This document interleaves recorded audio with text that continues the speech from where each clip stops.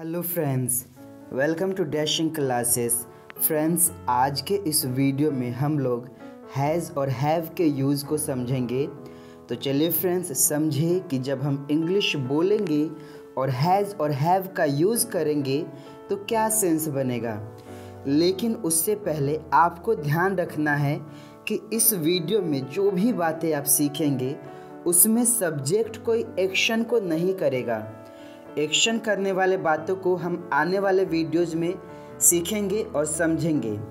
तो आइए फ्रेंड्स, अब हम समझें कि जब हम इंग्लिश बोलेंगे और हैज़ और हैव का यूज़ करेंगे तो क्या सेंस बनेगा। तो पहला सेंस, सब्जेक्ट के पास कुछ है।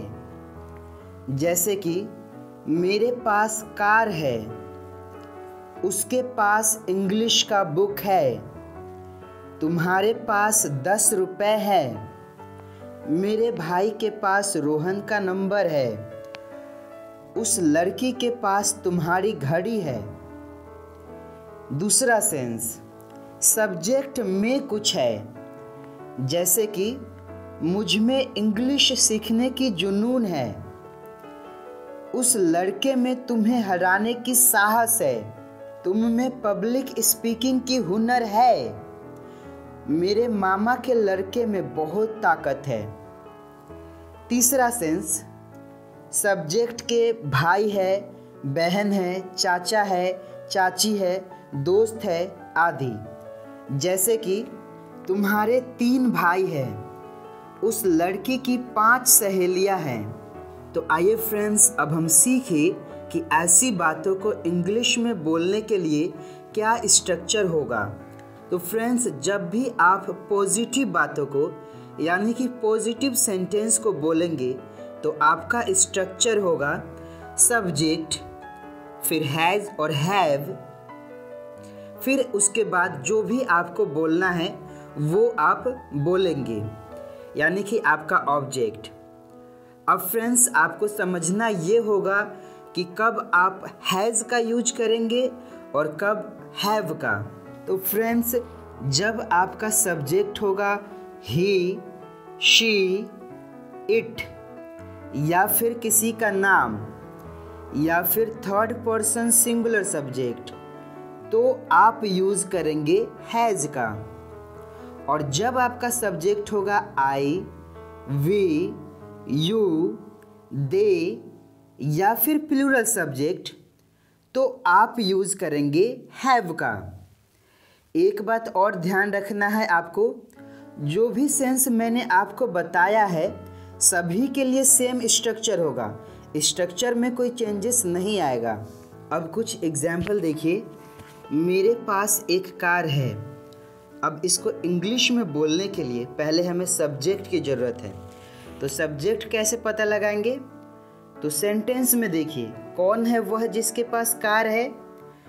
मैं, मेरे पास कार है, यानी कि सब्जेक्ट मैं हुआ।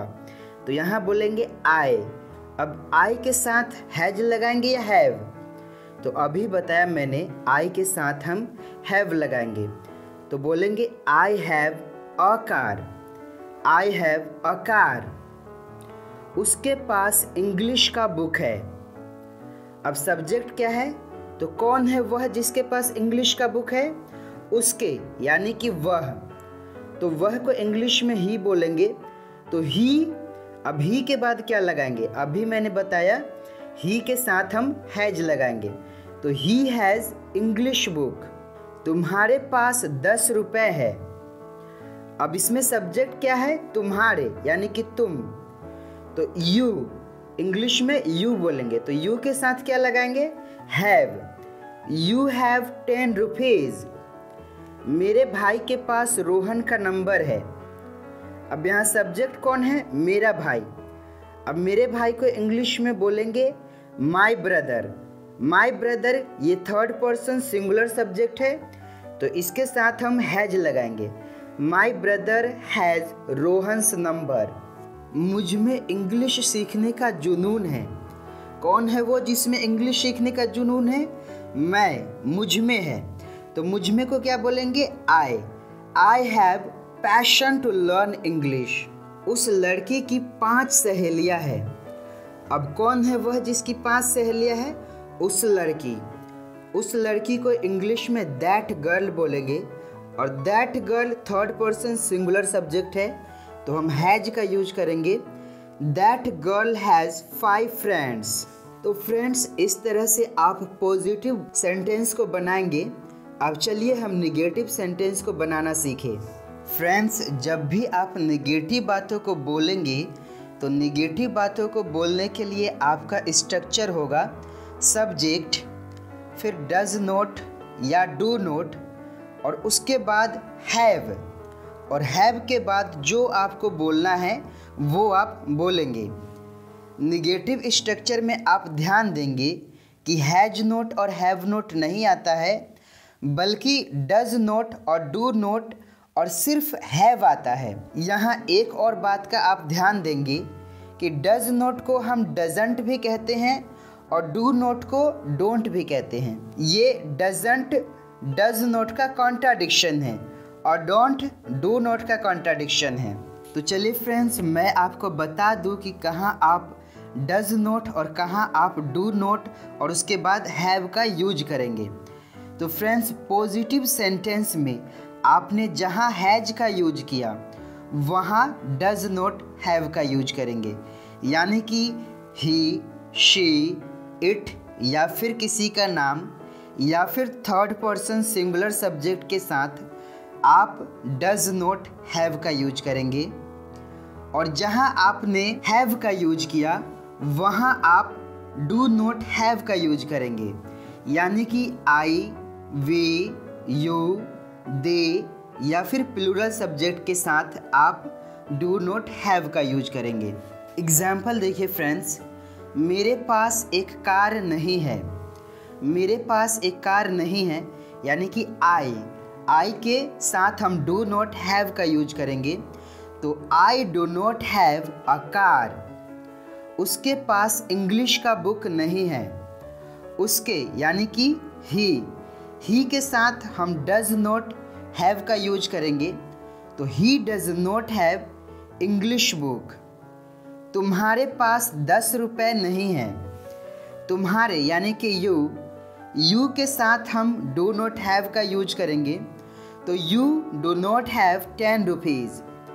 मेरे भाई के पास रोहन का नंबर नहीं है, तो माय ब्रदर के साथ हम डज नॉट हैव का यूज करेंगे, क्योंकि my brother third person singular subject है, तो my brother does not have Rohan's number.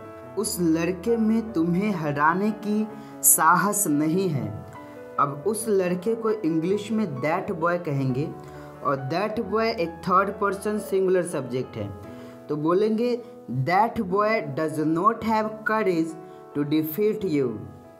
तुम में पब्लिक स्पीकिंग की हुनर नहीं है। तुम में यानी कि यू, तो यू के साथ डू नॉट हैव बोलेंगे, तो बोलेंगे you do not have talent of public speaking. तो फ्रेंड्स, ये थे कुछ एग्जाम्पल नेगेटिव सेंटेंस के। अब आइए फ्रेंड्स, क्वेश्चन पूछने वाले बातों को समझे, यानी कि इंट्रोगेटिव सेंटेंस को। इंट्रोगेटिव सेंटेंस 2 तरह के होते हैं फ्रेंड्स।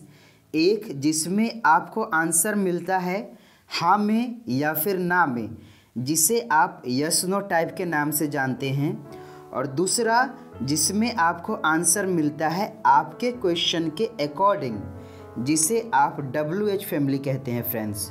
तो आइए पहले हम यस नो टाइप के स्ट्रक्चर को समझें। तो फ्रेंड्स, यस नो टाइप का स्ट्रक्चर है डज या डू, फिर सब्जेक्ट और उसके बाद हैव, यानी कि शुरू करेंगे डज या फिर डू से। यहाँ भी आप ध्यान रखेंगे कि आप क्वेश्चन पूछना स्टार्ट करेंगे डू से या फिर डज से, और सब्जेक्ट के बाद सिर्फ हैव लगाएंगे, हैज नहीं। अब आपको ये तो पता ही है कि कहाँ डज और कहाँ डू लगाना है।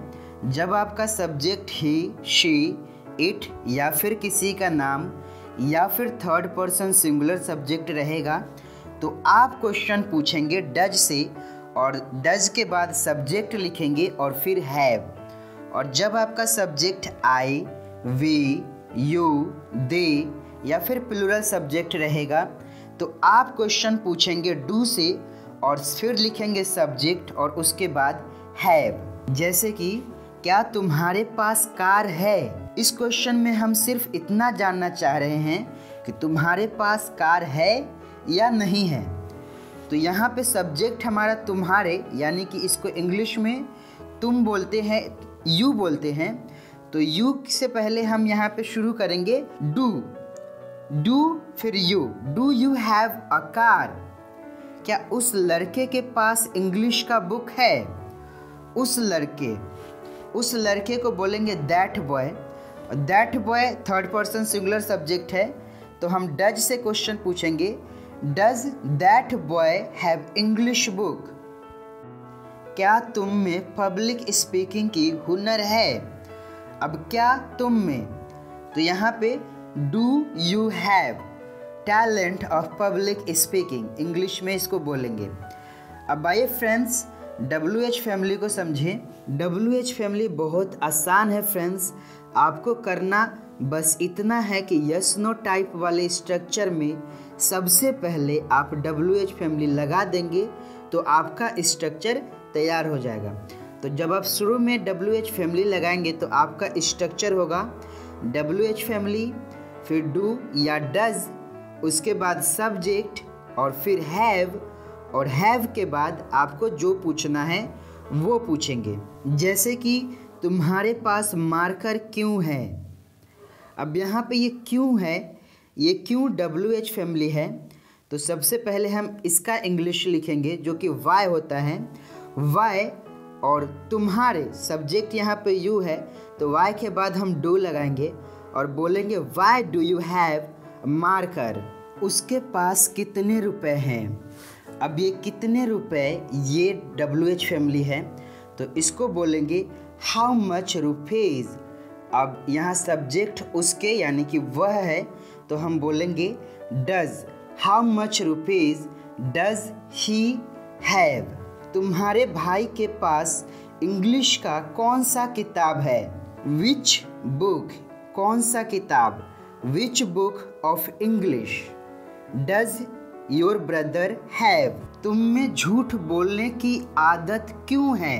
अब तुम में झूठ बोलने की आदत क्यों है, यहाँ क्यों WH फैमिली है, तो बोलेंगे why do you have habit of speaking a lie. अब फ्रेंड्स बहुत सारी बातें ऐसे भी होते हैं जिसमें क्वेश्चन भी होता है और नहीं भी, जिसको हम इंट्रोगेटिव नेगेटिव के नाम से जानते हैं।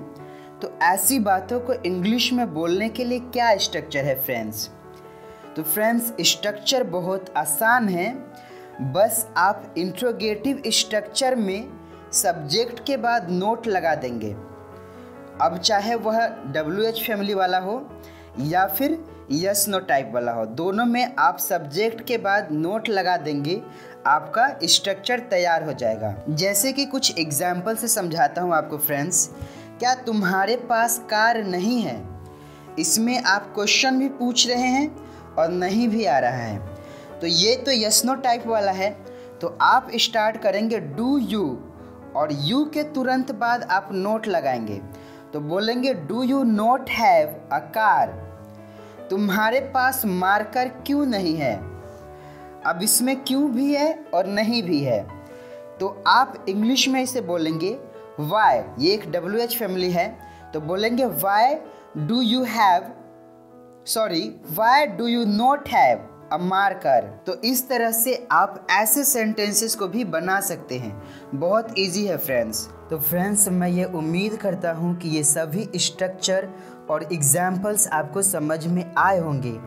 लेकिन अगर आप इनको अपने स्पीकिंग में यूज करना चाहते हैं तो आप इनको एक ही शर्त पे अपने स्पीकिंग में यूज कर पाएंगे, जब आप खुद से 50-100 सेंटेंस बनाएंगे और उसको बोलने का प्रैक्टिस करेंगे फ्रेंड्स। तो वीडियो अच्छा लगा हो तो वीडियो को लाइक कीजिएगा, कमेंट कीजिएगा और चैनल को सब्सक्राइब जरूर कीजिएगा फ्रेंड्स। मिलूँगा आपसे नेक्स्ट वीडियो में, तब तक के लिए जय हिंद।